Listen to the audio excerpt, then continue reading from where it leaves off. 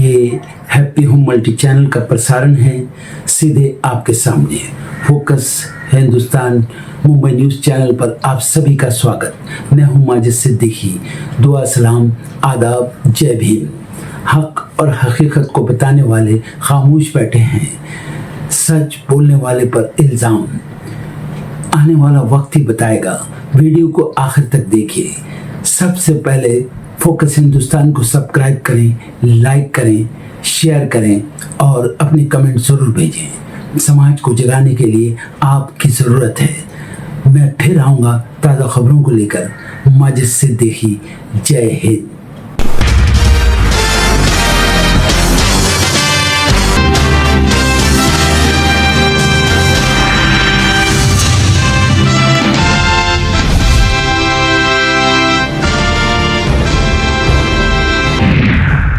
संसद के मानसून सत्र का 13वां दिन आज छात्रों पर हुए लाठीचार्ज का मुद्दा उठाएगा विपक्ष। बीते दिन राम मंदिर चढ़ावा चोरी पर भी हुआ था बवाल।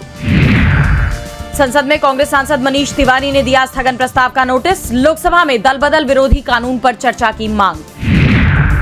कॉकरोच जनता पार्टी की प्रवक्ता वैष्णवी गौर का बड़ा बयान। कहा, जिस तरह बीजेपी और आरएसएस ने रैलियां की वो बातचीत नहीं बल्कि हुक्म है। स्टूडेंट को धमकाया न जाए।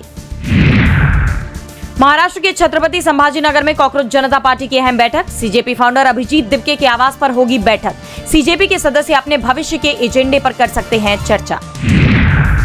मुंबई में कांग्रेस ने सुनेत्रा पवार को बताया गूंगी गुड़िया। महाराष्ट्र के उप मुख्यमंत्री ने किया पलटवार। कहा, सही समय पर दूंगी जवाब। महाराष्ट्र के उप मुख्यमंत्री एकनाथ शिंदे की नसीहत। कहा, मेरे लिए मुख्यमंत्री का मतलब मुख्य सेवक। जनसेवा पर जोर दें प्रतिनिधि। सिद्धिविनायक मंदिर दान घोटाले मामले में महाराष्ट्र सरकार का एक्शन। 5 साल में मिले पैसे और जेवरात का होगा ऑडिट। मनसे प्रमुख राज ठाकरे ने लगाए थे मंदिर में चोरी के आरोप।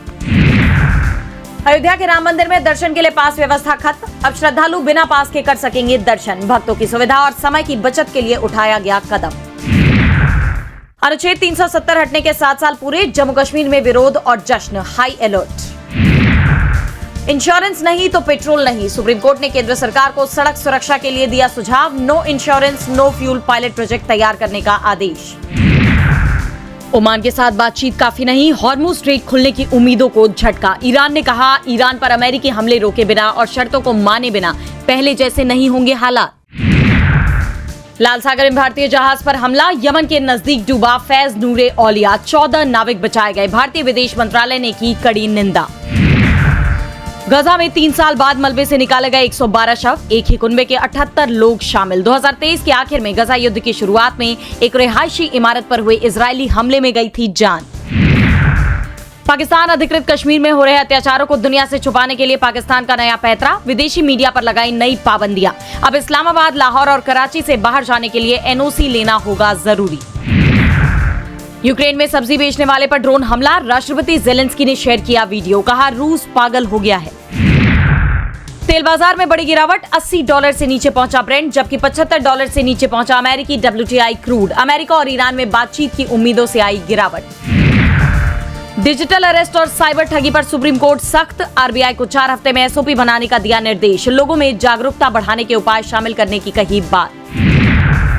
आरबीआई ने अगस्त 2026 की एमपीसी बैठक में रेपो रेट में नहीं किया कोई बदलाव। 5.25% पर रखा बरकरार। जीडीपी वृद्धि अनुमान बढ़ाकर किया 6.7%। यूपीआई लेन देन पर केंद्र की नई तैयारी। डिजिटल भुगतान पर अब लग सकता है मर्चेंट शुल्क। वित्त मंत्रालय ने संसद में पेश किया विधेयक। स्पेसएक्स को पहली तिमाही में $54.1 करोड़ का घाटा, जबकि कंपनी का राजस्व 90% से ज्यादा बढ़ा। एआई और स्टारलिंक पर बड़ा दाव लगा रहे मस्क। जिद है मेरी, दर्द चीर के निकल चुका। मौका मिले तो करूं मैं ये दोबारा। जुनून के आग में उबलती मेरी कोशिशों को चाहिए ना कोई और सहारा।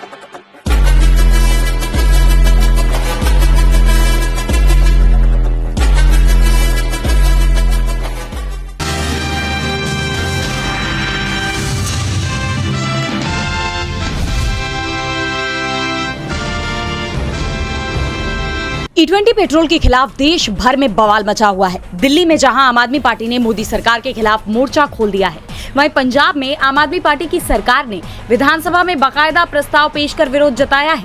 दरअसल पंजाब विधानसभा का मानसून सत्र चल रहा है। इस दौरान मान सरकार के वित्त मंत्री हरपाल सिंह चीमा ने E20 पेट्रोल संबंधी प्रस्ताव पेश करते हुए तंजपूर्ण अंदाज में इसकी खूबियां गिनाई और केंद्र सरकार की नीतियों पर सवाल उठाए, जिसके बाद इस पर सदन में जोरदार बहस देखी गई। कैबिनेट मंत्री तरुणप्रीत सिंह ने कहा कि E20 पेट्रोल से देश के 30 करोड़ वाहन प्रभावित होंगे, जिनमें 22 करोड़ दोपहिया और 8 करोड़ कारें शामिल हैं। इसके पीछे 2 साजिशें हैं और केंद्र सरकार अमेरिका के राष्ट्रपति डोनाल्ड ट्रंप के दबाव में आकर $20 बिलियन का एथनॉल बाहर से मंगाने जा रही है। जिस इलाके में ऐसी फैक्ट्री लगती है, वहां सांस लेना भी मुश्किल हो जाता है। इसके जवाब में कांग्रेस विधायक राणा गुरजीत सिंह ने सदन में कहा कि स्पीकर बताए कि पंजाब में पिछले 3 सालों में कितना धान बोया गया और एथनॉल उद्योग ने कितना उठाया। मेरी चिंता न की जाए, मुझे घाटा होगा, मैं कर्मयोगी हूँ, लुटेरा नहीं। एथनॉल ट्रायल 2001 से चल रहा है और अगर इसे बंद करना है तो सुबह ही बंद कर दे। दरअसल राणा गुरजीत सिंह के परिवार के पास शुगर मिल और डिस्टिलरी के साथ साथ एथनॉल निर्माण इकाइयां भी हैं। ऐसे में मान सरकार के हमलों पर उन्होंने तुरंत ही जवाब दिया। सीएम भगवंत मान ने E20 के खिलाफ कैबिनेट मंत्री हरपाल चीमा के लाए गए प्रस्ताव का समर्थन किया। उन्होंने विधानसभा में केंद्र के सामने अपनी मांगे रखी और कहा कि पता नहीं मोदी साहब देश में E20 को जबरदस्ती लागू करके लोगों से क्या दुश्मनी निकाल रहे हैं। इंडिया US ट्रेड डील के मुताबिक इंडिया अमेरिका से 5 गुना ज्यादा एथनॉल खरीदेगा और वहां के मार्केट से बाकी सारे फालतू प्रोडक्ट्स इंडिया के लोगों को जबरदस्ती इस्तेमाल करने पड़ेंगे। इसके साथ ही उन्होंने केंद्र सरकार के सामने अपनी मांगे रखते हुए कहा कि लोगों को शुद्ध पेट्रोल या E20 का ऑप्शन दिया जाना चाहिए। E20 की कीमतें तुरंत कम की जानी चाहिए। केंद्र सरकार इस फैसले के पीछे कोई साइंटिफिक कारण क्यों नहीं बता रही है? केंद्र E20 वाली गाड़ियों में लोगों को आ रही दिक्कतों को नजरअंदाज क्यों कर रहा है? विधानसभा में इस तीखी बहस के बाद ये प्रस्ताव पास हो गया है। अब इसे केंद्र सरकार के पास भेजा जाएगा। जिस तरह आम आदमी पार्टी ने एथनॉल मुद्दे पर मोदी सरकार के खिलाफ मोर्चा खोला हुआ है, उससे सरकार की मुश्किलें बढ़ती ही जा रही हैं।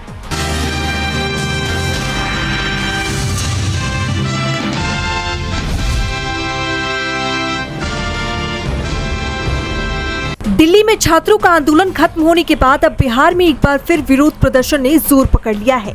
बीते कई दिनों से छात्रों पर लाठीचार्ज और कथित तौर पर AK-47 के इस्तेमाल का मुद्दा गरमाया हुआ था और आज इसी को लेकर राज्य का राजनीतिक और सामाजिक माहौल एक बार फिर गर्मा गया। हजारों छात्र पटना की सड़कों पर उतर आए और मुख्यमंत्री आवास की ओर मार्च करने की कोशिश की। पुलिस ने प्रदर्शनकारियों को रोकने के लिए कई जगह बैरिकेडिंग की, लेकिन छात्र आगे बढ़ने की कोशिश करते रहे। इस दौरान प्रदर्शन में शामिल NSUI के राष्ट्रीय अध्यक्ष विनोद जाखड़ को पुलिस ने हिरासत में ले लिया, जिस पर बिहार कांग्रेस अध्यक्ष राजेश कुमार ने कहा, हालात को नियंत्रित करने के लिए प्रदर्शनकारियों पर एक बार फिर वाटर कैनन का इस्तेमाल भी किया गया, जिसे लेकर सियासत गर्मा गई।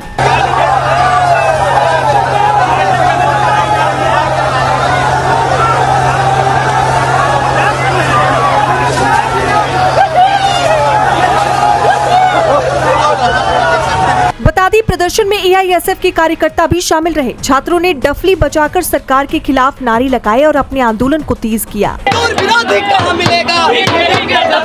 छात्र विरोधी कहाँ मिलेगा? वहीं पटना के JP गोलंबर के पास कुछ प्रदर्शनकारी बैरिकेडिंग तोड़कर आगे बढ़ने में सफल रहे, जिसके बाद पुलिस ने उन्हें रोकने की कार्रवाई की। प्रदर्शन कर रहे छात्रों का आरोप है कि सरकार ने आंदोलन के दौरान किए गए वादों को अब तक पूरा नहीं किया। उनका कहना है कि कई जिलों में छात्रों के साथ अभी भी कथित तौर पर उत्पीड़न हो रहा है और सरकार के निर्देशों का जमीनी स्तर पर पालन नहीं किया जा रहा। इसी को लेकर छात्रों ने चेतावनी दी है कि अगर जल्द समाधान नहीं निकला तो आंदोलन को और व्यापक बनाया जाएगा।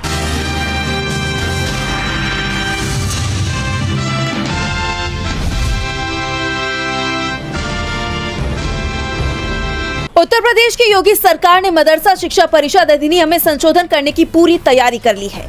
4 अगस्त को राज्य कैबिनेट की बैठक आयोजित की गई, जिसमें संशोधन प्रस्ताव को पेश किया गया। प्रस्तावित बदलावों के तहत अब मदरसों में केवल आलिम यानी कि इंटरमीडिएट स्तर तक की शिक्षा ही मान्य होगी, जबकि कामिल यानी ग्रेजुएशन और फाजिल यानी पोस्ट ग्रेजुएशन की डिग्रियां नहीं दी जा सकेंगी। इस प्रस्ताव का मुस्लिम पक्ष विरोध कर रहा है, जबकि साधु संत इसे सही बता रहे हैं। मदरसा शिक्षा परिषद अधिनियम में संशोधन को लेकर बहस शुरू भी नहीं हुई थी कि इस बीच राज्य के उप मुख्यमंत्री केशव प्रसाद मौर्य ने मदरसे को लेकर विवादित बयान दे दिया है।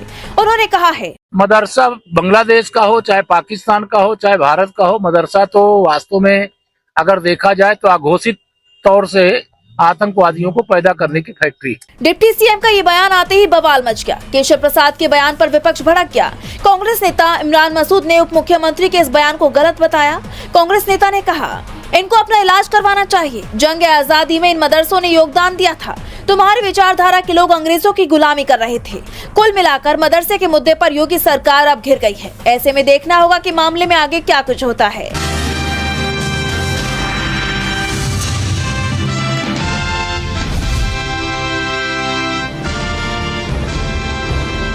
बांग्लादेश की पूर्व प्रधानमंत्री शेख हसीना 5 अगस्त यानी आज नई दिल्ली स्थित foreign correspondents club of south Asia यानी FCCSA के एक कार्यक्रम को ऑनलाइन संबोधित करने वाली है। ढाका की तरफ से भारत से कहा गया है कि शेख हसीना या आवामी लीग से जुड़े किसी नेता को भारत की जमीन का इस्तेमाल बांग्लादेश की राजनीतिक गतिविधियों के लिए नहीं करने दिया जाना चाहिए। बांग्लादेश का तर्क है कि अगर भारत से हसीना कोई राजनीतिक संदेश देती है तो इसका असर वहां की राजनीतिक स्थिति पर पड़ सकता है और दोनों देशों के बीच रिश्तों में तनाव बढ़ सकता है। खास बात यह है कि 5 अगस्त की तारीख बांग्लादेश की राजनीति में बेहद अहम है, क्योंकि 2024 में इसी दिन शेख हसीना को सत्ता छोड़कर देश से बाहर जाना पड़ा था।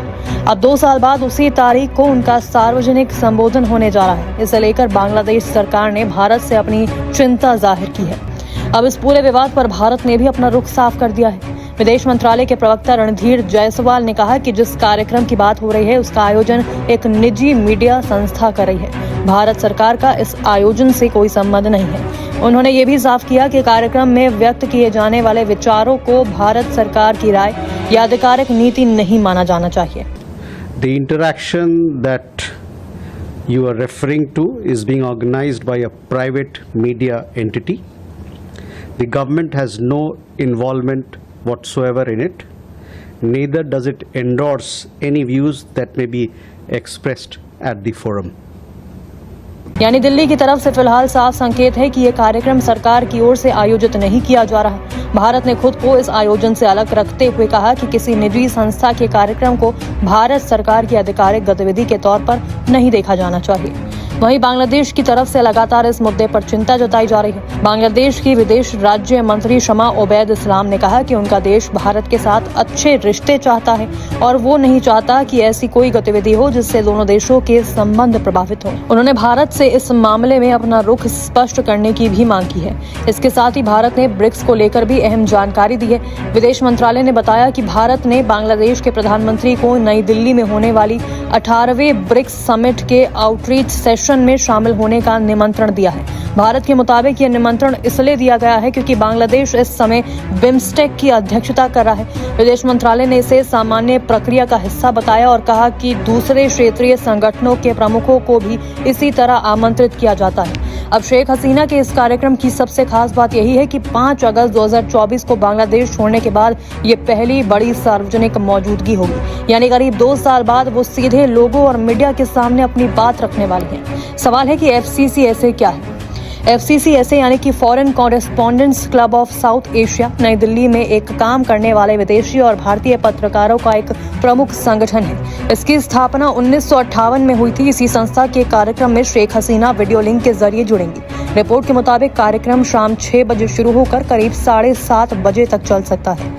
इस पूरे घटनाक्रम से पहले बांग्लादेश ने भारत के सामने अपनी आपत्ति दर्ज कराई थी। ढाका का कहना था कि शेख हसीना या ऐसे किसी व्यक्ति को भारत से राजनीतिक गतिविधियां करने की अनुमति नहीं दी जानी चाहिए जिसका इस्तेमाल बांग्लादेश में अस्थिरता पैदा करने के लिए किया जा सकता है। बांग्लादेश सरकार को आशंका है कि अगर शेख हसीना भारत से राजनीतिक बयान देती हैं तो इससे उनके समर्थकों को नया संदेश मिल सकता है और बांग्लादेश की घरेलू राजनीति में इसका असर दिखाई दे सकता है। ढाका का मानना है कि ऐसी गतिविधियां दोनों देशों के बीच संबंधों को सामान्य करने की कोशिशों के लिए भी मुश्किल पैदा कर सकती है। इसी मुद्दे को लेकर बांग्लादेश के प्रधानमंत्री के विदेश मामलों के सलाहकार और भारत के उच्चायुक्त के बीच बातचीत में भी चर्चा हुई थी। यानी ये मामला सिर्फ सार्वजनिक बयानबाजी तक सीमित नहीं है बल्कि दोनों देशों के राजनयिक स्तर पर भी उठ चुका है। बता दें कि छात्र आंदोलन के दौरान बांग्लादेश में सरकार के खिलाफ विरोध प्रदर्शन तेज हो गए थे। हालात इतने बिगड़ गए थे कि प्रदर्शनकारी प्रधानमंत्री आवास तक पहुंच गए थे। इसके बाद शेख हसीना ने प्रधानमंत्री पद से इस्तीफा दिया और भारत आ गई। यही वजह है कि 5 अगस्त 2026 को होने वाला उनका संबोधन सामान्य कार्यक्रम से कहीं ज्यादा राजनीतिक महत्व रखता है। जिस तारीख को 2 साल पहले उनकी सत्ता खत्म हुई थी उसी तारीख को अब वो दोबारा सार्वजनिक रूप से अपनी बात रखने वाली हैं। ऐसे में उनके राजनीतिक भविष्य को लेकर ये महत्वपूर्ण संकेत के तौर पर देखा जा रहा है। आपको बता दें कि इस कार्यक्रम में उनके बेटे साजिद वाजिद जॉय और आवामी लीग से जुड़े दूसरे नेताओं के भी शामिल होने की खबरें हैं। ऐसे में सबसे बड़ा सवाल यही है कि क्या हसीना अपने संबोधन में अपनी राजनीतिक रणनीति, आवामी लीग के भविष्य और बांग्लादेश लौटने की अपनी योजना को लेकर कोई बड़ा ऐलान करेंगी। शेख हसीना पहले भी संकेत दे चुकी हैं कि वो भविष्य में बांग्लादेश लौट सकती हैं। उन्होंने ये भी कहा था कि वापस लौटने पर उन्हें कानूनी कार्रवाई और गिरफ्तारी का सामना करना पड़ सकता है। इसके बावजूद उनका वापस जाने की बात करना बताता है कि बांग्लादेश लौटना अभी भी उनके राजनीतिक एजेंडे में मौजूद है।